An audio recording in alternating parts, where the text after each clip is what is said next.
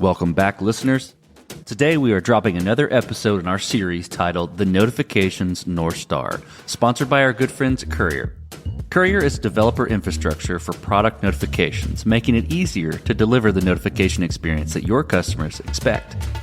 In our series, we'll be talking to customers, developers, and stakeholders within the notification space to learn about their notification strategy, how important it is, and how Courier is helping to solve this problem for product builders and developers. This episode is sponsored by Kinsta. Between juggling client meetings, managing your website, and keeping up with everyday tasks, who has the time to stress out about website security? Well, with Kinsta, the technical stuff is taken care of, so you can focus on what you do best. Kinsta provides managed hosting for WordPress, offering lightning-fast load times, top-tier security, and unmatched human-only customer support.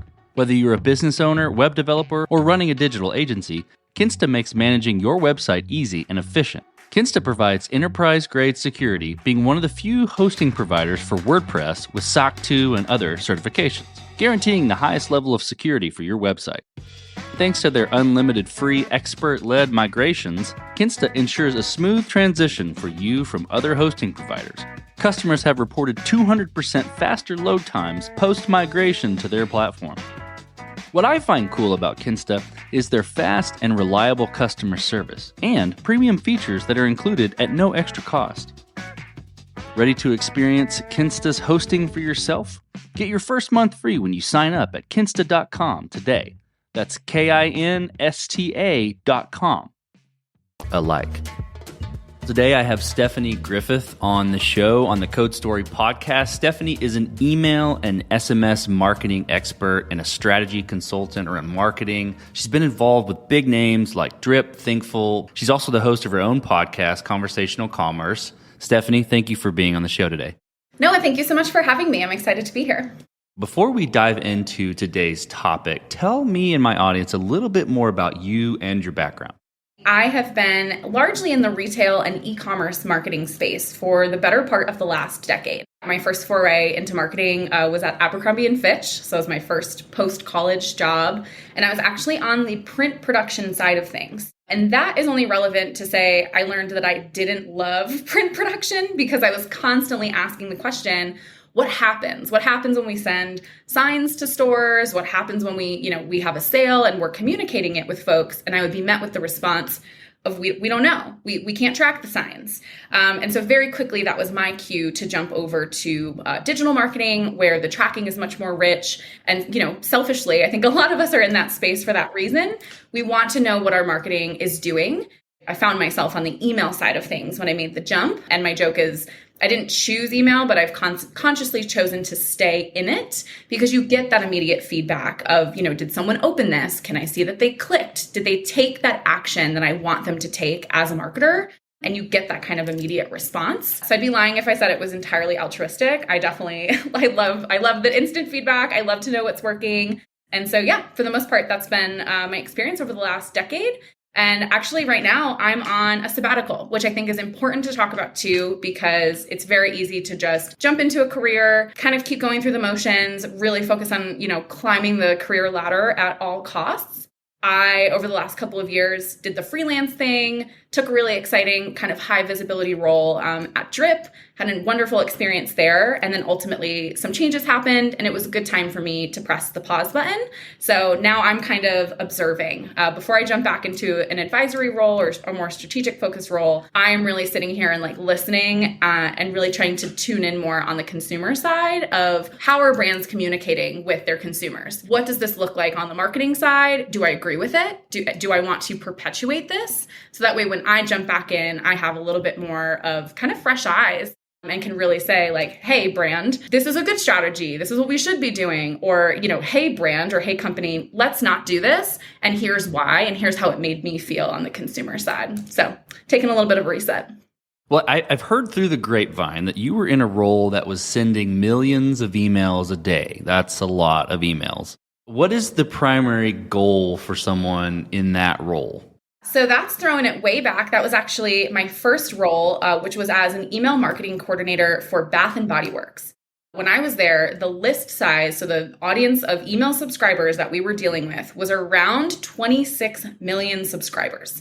And we were a daily sender. I think we would joke that, we would plan for a day of rest on our marketing calendar and it would roll around and we'd be like, what's one more day of emails? Let's just send it, because we knew that it was so effective. For any other email coordinators listening to this, you know that the goal of that role is you're touching so many parts of the organization and everyone is looking at you to make the company as much money as possible by sending communications to as many people as possible, kind of at all costs. So I learned a lot in that role, but I've also learned a lot since. So then the main goal was send as many emails to as many people as possible every single day. We had an incredible analytics team that was focused on segmentation. So when I was there, I really was kind of spoiled in terms of some of the best in class strategies I've seen even to this day in my career. We were implementing almost a decade ago. We were collecting a lot of data and actually trying to leverage it to make sure that when we did send those communications, at least they were going to an audience we were confident wanted to receive them. So if anyone shopped at Bath & Body Works, their big sellers are like body care, candles, wallflowers, hand soaps, things like that. So we could, at a bare minimum, siphon out, we know this person is an aggressive candle buyer. So if we have a candle sale or a new collection of candles, we want to make sure that that's the message that you're seeing primarily, even if other categories in the store are also on sale, like maybe there's new collections, but we're going to show you in the hero of your message, hey, candles are buy one, get one, or 2 for $24, or whatever they are these days. And then for other categories of buyers, we would kind of flip that strategy. Oh, body care is on sale. That's the hero message you're going to get. And we would cross promote those other categories below. It's kind of common sense. It's not revolutionary when you explain it, but it's funny because what I have learned since is that is revolutionary to this day for a lot of brands and a lot of companies. They say, send it to the whole list. Let me tell you that is every marketer's, especially every email marketer's least favorite comment ever, is when an executive is just like, just send the email. And it comes down to the marketing team and they're like, well, who can we send this to? Send it to everyone. That is not a strategy. That is a desperate tactic that folks who are not informed and are not actually thinking about the experience for their consumers will employ. So let me caution you against doing that. But yeah, throwing it back to basics, I definitely say that's one of the biggest things I've learned from that role to now. Get your foundation right. Put yourself in the consumer's shoes. If it doesn't sound like you would want to receive every single email every single day from a specific brand, assume that your consumers also don't want to be communicated with. So if you just take that pause and say, like, why are we sending it? Who are we sending it to? Does this actually make sense to send it to this subset of our audience? That'll solve a lot of the marketing woes right from the get-go. And that's a perfect segue into my next question. So there's this viral Hacker News thread recently, and I'll include it in the link in the show notes for the audience. But the title was, I only like the important notifications, not promotional ones, which seems like a pretty bold statement and sort of in line with some of the things you have learned. What does this mean, though, for someone who advises to send promotional messaging? I have long gone on record as a bad email marketer. Like, I am the email marketer with 67,000 unread emails in my inbox because I, like anyone in our consumerist capitalist culture, makes purchases, signs up for discounts. Like, we have trained everyone to just sign up for emails and now other channels as well. But I'll focus here for a minute. And then we become overwhelmed. I don't think it's a reach to say we've broken email. Even the best email marketers who have the best intents and intentions and the best brands have broken email. Bath & Body Works is a send every day, multiple times a day brand to this day. Not much has changed in their email strategy from the near decade ago that I was there. I no longer get their emails because it's too much. And I think that's what we're hearing from most consumers. Like, I cannot keep up with my emails. I can barely keep up with all of my personal texts. And now we're adding promotional branded text messages into that equation. We are overloaded. We are just inundated and bombarded day in, day out with notifications and communications from brands and also from people we actually want to hear from, but we're putting the burden on people to have to siphon those messages out. So that's why we have things like filtering in Gmail. So people complain, especially on the marketing side. They're like, I don't want my email to go to the promotions tab. Guess what? If it's a promotional email, that is where your email is supposed to go because the consumer is telling you that is where they want their branded emails to go. It's actually better for your brand when you do that. Me, Stephanie, I'm going to go to my inbox and say, I want to see what sales are happening or coupons I've received or whatever communications I've received from brands. It is going to be so much easier for me to actually find and engage with those messages if they're neatly separated out for me in something like the promotions tab. And if you don't like it on the consumer side, guess what? You can turn it off. And then your inbox just goes back to being your inbox and it's in chronological order. We're putting that burden on people to say, hey, I have to put mechanisms in place to actually filter and sort all of these communications because it is impossible on the human level and on a brain level to actually keep up with them. And the irony here, and this is, grab this and put it in the sound bites or whatever, because I'll die on this hill. Brands think that the solution to getting people to engage with their communications is just sending more and more and more communications, rather than stopping and sending better communications. And I think that is such a big lesson that folks need to take away on the marketing side, especially on the executive level side. Stop throwing so many messages at people. We're already overloaded. And if we can't keep up with the ones that we're getting day in, day out, and especially if I'm going to go out on a limb and say those promotional notifications are the majority of what we're seeing. If we have trained people to be bombarded and therefore, overwhelmed, a lot of them are going to tune them out. They're going to ignore those messages. It's going to become harder and harder for non-promotional and therefore emergency or priority notifications to even break through that clutter because we just perceive them the same. It's a new, you've got mail, you've got a new notification on your phone. You're just going to clear them away. You're going to hope that your inbox is sorting them for you. And it's going to become harder and harder to actually reach people. I really like the point you made about better messages, and that actually feeds into one of my questions too, is as applications evolve, as software evolves, as websites evolve, right, and become more complex, notifications really become this sort of secondary user experience layer, right? It's this medium to connect with your users in an experiential way. And what you're describing with the filters and essentially the ability to filter and manage, and that's good, but there's also a master shutoff switch, right? There's a I'm going to opt out of all of these channels. And then you essentially cannot contact that user anymore. So how do we keep users from opting out of these critical user experiences? That is the $1 million question. Marketers would barely need jobs if we could actually answer that question, because then everyone would just know what to do, right?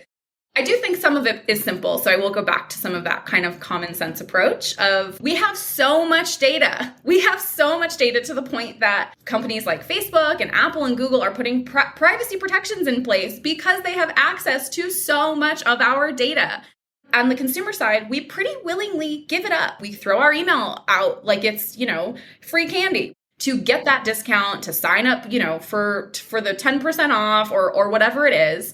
People are not doing that with their phone numbers, though, which is interesting. So we willingly give up our contact information and we put it in the hands of these brands with the hope that when we give them our information, that they will then go ahead and actually use the data they have on us to provide useful and meaningful experiences. A good example of this not going according to plan would be retailers that I spend a lot of money at. So I don't have a problem name dropping because I won't shame them, but I think it was LL Bean and then certainly Eddie Bauer. Eddie Bauer is a good one. Also Old Navy. I have spent so much money at these brands. I have only ever purchased from their women's categories for these companies. I don't think I've ever even cross-purchased gifts. The only data that they should have on me is my email address, what I have purchased product-wise, and they should know that based on my deep, deep, deep purchasing history of many repeat purchases to the tune of a very high lifetime value, they should only be targeting me with women's focused communications. Maybe a soft, cross-sell for some huge promotion that I might be interested in. But the primary focus of my communications should be, hey, this item of clothing or this product category from the women's line is what we're going to show you. I cannot tell you how many emails and texts I have received that are promoting men's or kids. I have never shopped from those categories. So why? In my emails that I get frequently, like at least multiple times a week from these folks. Why am I seeing things that are not relevant to me? And I have told you with my money and with my many purchases what I'm actually interested in.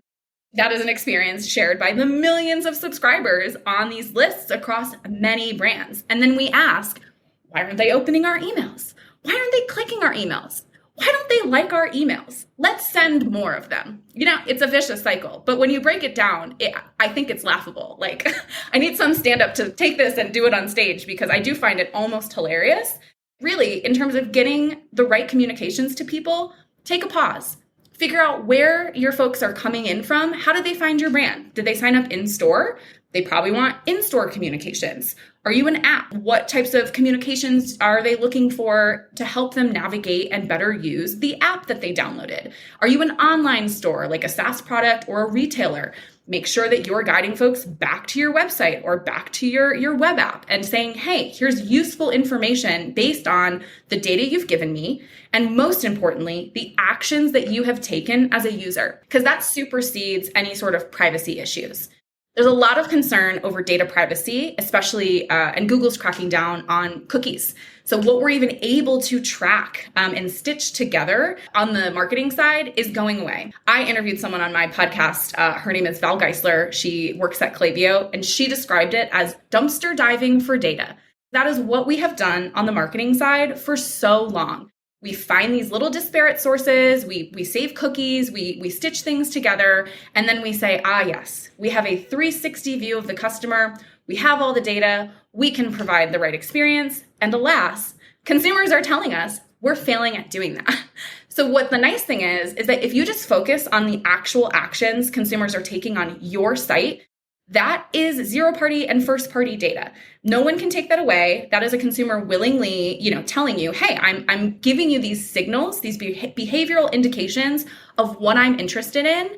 And also a lack of action is just as much of a signal as an actual behavior. So if they're not engaging with something, if they're not taking the next step to activate a portion of your SaaS platform, or they're not exploring a certain product category, if you're a retailer, that is telling you that they're not interested in that, or maybe they need more education around that particular thing. Those signals are there. Brands and platforms alike need to just stop, listen to the signals, and actually use those to provide messages that are useful to the end user.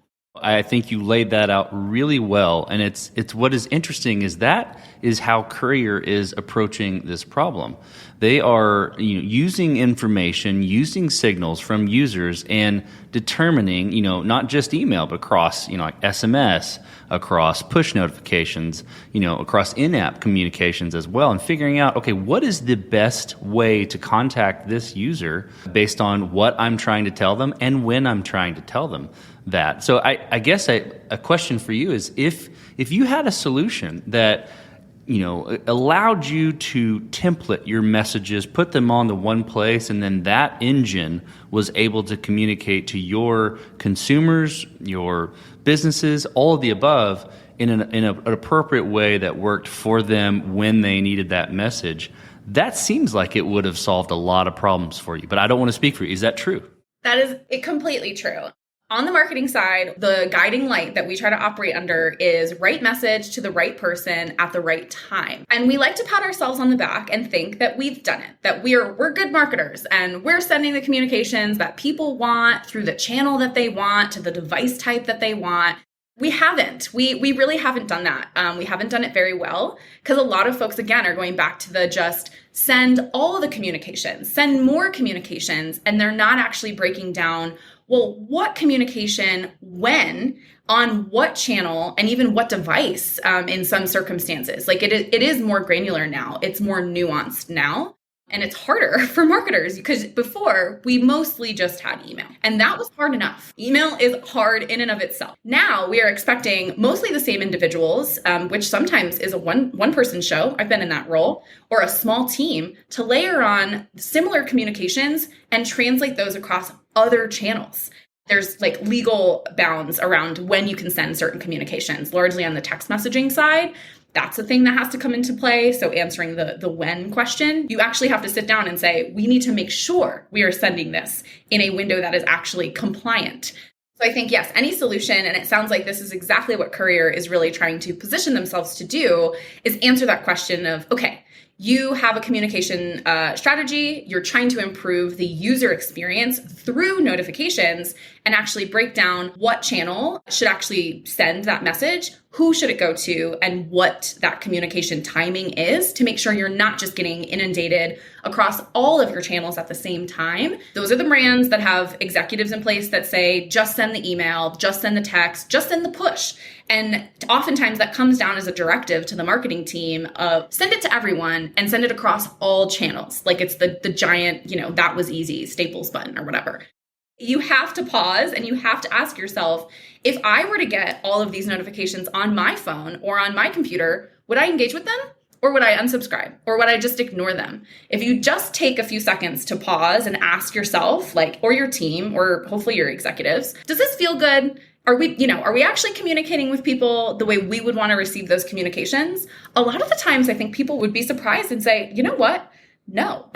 And if the answer is no, then just figure out what would be, ask yourself what would be a better experience. So it starts with asking, it starts with looking at that data, putting the right platforms in place to help you do that for sure, and then putting yourself in the recipient's shoes. It's not that hard. It's hard, but it's not that hard. Well, this has been a fantastic conversation, Stephanie. I really appreciate you being on the show. Your knowledge in this space is very apparent, and I appreciate you talking through email, SMS, notifications, and the things that are going on at Courier. So again, thank you for being on the show. Yeah, thank you so much for having me. This was a blast. And there you have it from the marketing expert herself. How important it is to send the right message at the right time in the right place.